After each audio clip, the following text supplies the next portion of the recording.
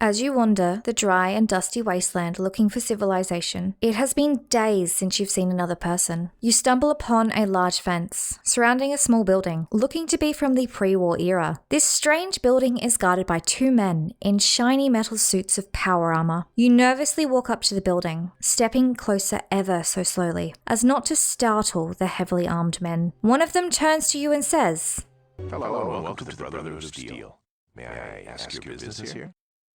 Hello and welcome to Anatomy of Fiction. Today we are going to be discussing the origins of the Brotherhood of Steel in the first Fallout game. To understand the Brotherhood of Steel and their motivations better, we should start with their origins. So the history behind the Brotherhood of Steel. We are going to begin around the start of October 2077 at the Mariposa military base. This is when Captain Roger Maxson would find out the startling truth. The scientists had been using not so willing military volunteers for their experiments. But what were these so-called military volunteers? Well, they were military prisoners. This led to Captain Roger Maxson executing the head scientist, Anderson, and under Maxson's guidance, the men working for him would quit, no longer working for the army after finding this out. Moving on to October 20th, 2077. This is when Captain Roger Maxson, who at the time was in control of the Mariposa military base, would declare himself via the radio as an army deserter. This is when he also orders everyone to move inside of the base, as he was worried that there may be an attack due to his desertion. However,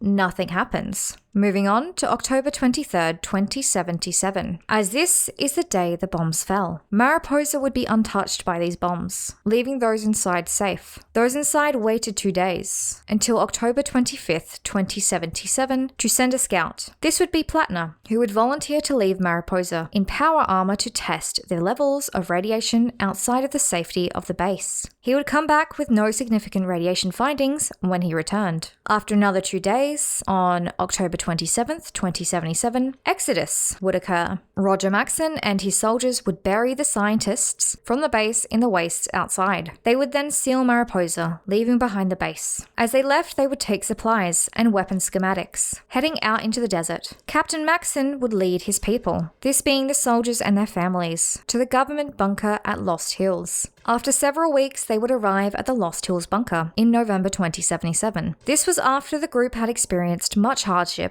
with many dying along the way, including Maxson's wife. They would then set up the Brotherhood's base in this bunker. Not much happens for the next 20 years, until 2097, as this is when the future High Elder of the Brotherhood of Steel would be born. This is John Maxson. Moving on to 2134. This is when the Brotherhood of Steel would first start to face issues. There would be division in the group. A group within the Brotherhood of Steel, led by Sergeant Dennis Allen, would ask the Elders to search for technological artifacts at the former West Tech research facility. They wanted to explore the glow, in hopes they would find artifacts useful for their mission. The Elders, however, due to the danger of this, refused to let them go. So Allen and his group divide from the Brotherhood of Steel, as they didn't exactly want to be told no, as they thought this was a great idea. So these divisionists took some of the weapons and supplies from the Brotherhood of Steel and would set off on their journey to the glow. They eventually get there 20 days later and are met with West Tech's automatic security system, which, well, is not all that welcoming. It wiped out Allen's entire team. Allen would be wounded by this defense system, and radiation would leak in through the hole in his power armor, giving him radiation poisoning, which he would eventually die from. This was after logging the events on a holodisk. Now we move on to 2135. This is when the unfortunate death of Elder Roger Maxson would occur due to cancer. His son, who was already an accomplished soldier, would step up and become High Elder or the General. His grandson, John Maxson, would become a member of the Paladins, as he had shown much promise as a soldier already. With the death of Elder Roger Maxson and an introduction of the preservationist era of the Brotherhood of Steel, we would see the cessation of recruitment of outside members in 2141. So unless you were born into the Brotherhood of Steel, you could not be a member. Moving forward to 2155. This is when the Brotherhood of Steel would have a run-in with the raider gang known as the Vipers. In this raid, Elder Maxson II assumed the Vipers would ultimately crumble and flee against the Brotherhood of Steel. However, this was not the case. The Vipers attacked, catching Elder Maxson with his helmet off, nicking him with a single poison-tipped arrow, causing his death just hours later. This is when his son John Maxson would step up into his father's shoes, becoming High Elder, and Rhombus would take over as the leader of the Paladins. The Brotherhood of Steel did did not take the attack lying down though. They retaliated, almost wiping the Vipers out. As an interesting side note, in the summer of 2185, the Brotherhood of Steel Paladin, Jacob, and the super mutant Marcus would cross paths. This would lead to a bloody and violent fight, with many punches and bullets exchanged. However, ultimately, it was a stalemate. After days of fighting and realizing that neither would win, they stopped and started talking and traveling together. This would be the origins of the community known as Broken Hills, which if you want a video on it, let me know in the comments. Moving on from the beginnings of the Brotherhood of Steel, we should discuss who they are. So the Brotherhood of Steel initially acted as a sort of armed force in the Wastelands. They focused on aiding the other survivors of the war that created the Wastes. However, with the realization of the importance of technology came a shift in the faction. The Brotherhood of Steel are now a paramilitary group, spread out throughout the former United States of America focused on technology. The Brotherhood of Steel also have some partial religious ties and beliefs surrounding their faction. This was done on purpose by the High Elder Roger Maxson, as seen with this quote. "Words have power, Lizzie. They build identity. They take on meaning if you keep on using them, even if it didn't exist to begin with. It was the scribes and knights after the fall of Rome that protected what was left of Western civilization. So we are the new knights and our role is similar, but we will need more than names. We will need new traditions, our own, well, mythology. Something people can believe in to their core." The self-proclaimed association between this faction and those who preserve the history from ancient Rome is much of where we get the titles from, and also the religious aspects. The Brotherhood of Steel also has faced several eras. The first Fallout game occurs in the second era, the initial era being that of the traditionalists. This is the era where the Brotherhood of Steel was led by Elder Roger Maxson. His intentions for the Brotherhood of Steel was that they were to be the guardians of technology and knowledge rather than the gatekeepers. He was not an isolationist who wanted the faction to be closed off to new members that were not born into the Brotherhood, like his own son Maxson II.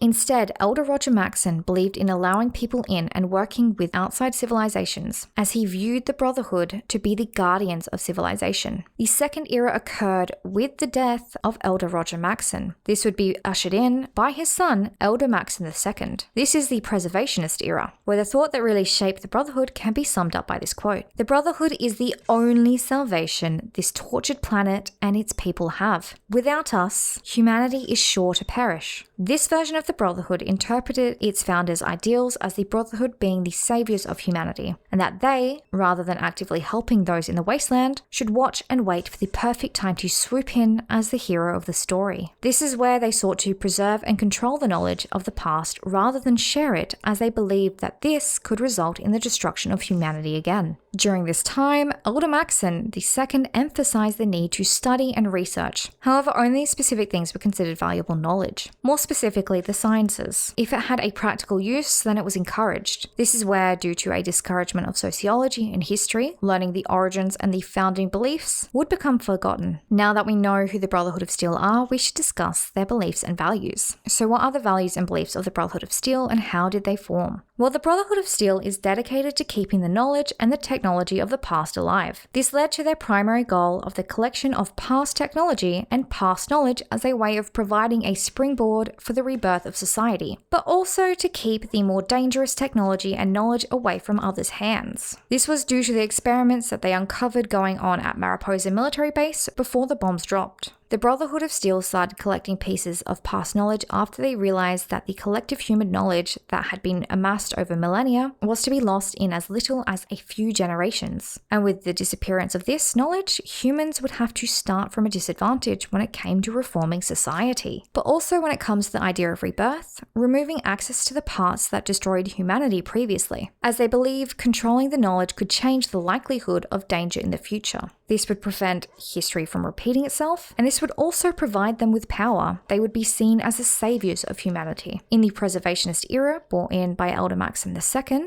the Brotherhood of Steel aimed to control the knowledge and technology access to the outside civilians, only providing them with basic technology that would be needed for surviving in the wastes. As a way of trading for supplies like food the Brotherhood were unable to gather or make on their own. This gave them a higher status and much influence in New California due to being seen as a powerhouse of research, as Maxson II was very influential in the research into sciences, being a big part of the first Fallout games in the Brotherhood of Steel. So how is the Brotherhood of Steel structured?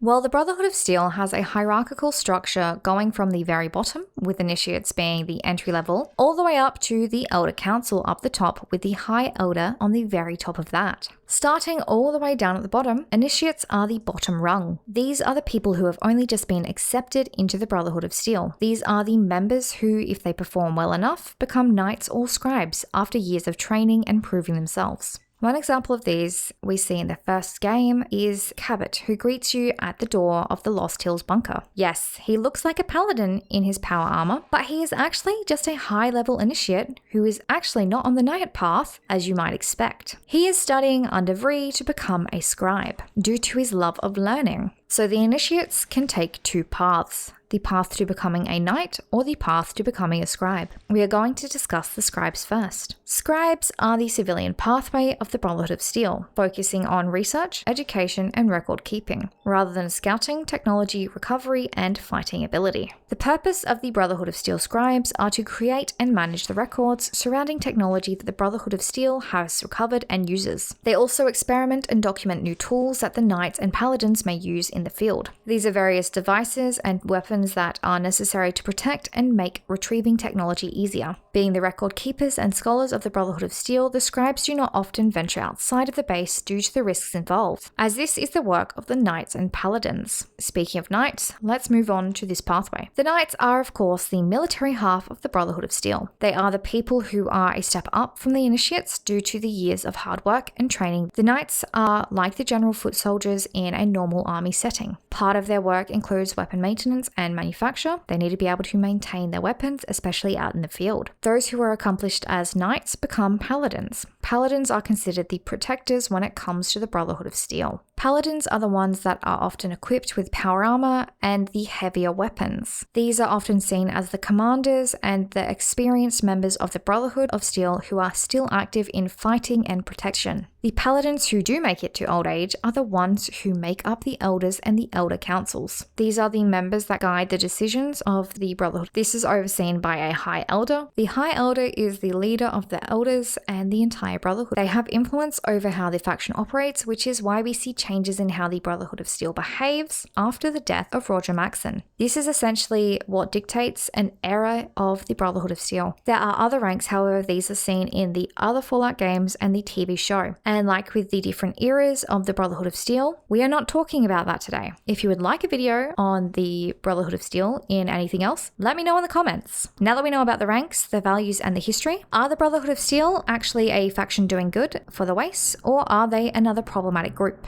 The Brotherhood of Steel in the first Fallout game primarily focuses on themselves, moving away from their roots of helping the other survivors of the Wasteland when the change of leadership occurred. With the introduction of the isolationist policies and the movement away from Elder Roger Maxson's ideas, the Brotherhood of Steel become more about keeping technology and knowledge away from others, due to the status it brings and also due to the fear of having another apocalypse-causing event, like what both Elder Maxson II and Elder Roger Maxson observed in the bombs being dropped, as well as learning about the experiments being done at Mariposa. Elder Maxson II viewed those outside of the Brotherhood of Steel as untrustworthy, which is why they minimally interact with those outside of the Brotherhood of Steel, and why Elder Maxson II stopped recruiting members from outside. The idea of preserving knowledge and technology originated as a way of helping survivors reform society and civilization. However, it became a means of control under Maxson II. The Brotherhood of Steel often put technology above all else, including the lives of their fellow human beings. However, only after the change in leadership.